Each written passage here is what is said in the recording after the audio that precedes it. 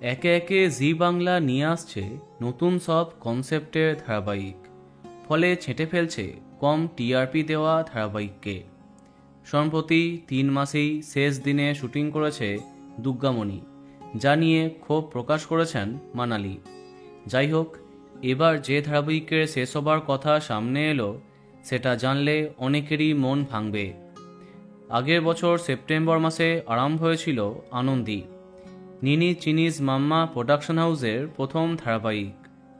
প্রথমের দিকে টিআরপিতে সাফল্য লাভ না করলেও সময় বদল করে 5:30টায় যাবার পরে আরও জমজমাট হয়ে ওঠে আনন্দী। এই গল্পে দ্বিতীয়বার জুটি বাঁধেন ঋত্বিক অন্বেষা।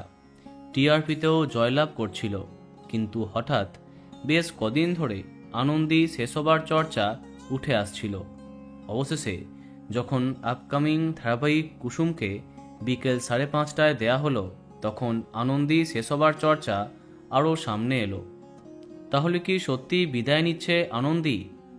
হ্যাঁ, মাত্র কয়েক মাসেই ইতি টানছে আনন্দীর গল্প।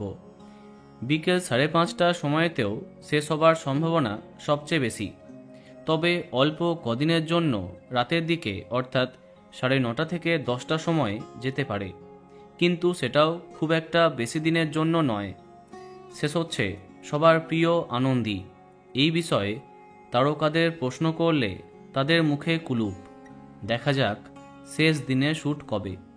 তো বন্ধুরা, কে কে মিস করবে কমেন্টে জানাতে পারো।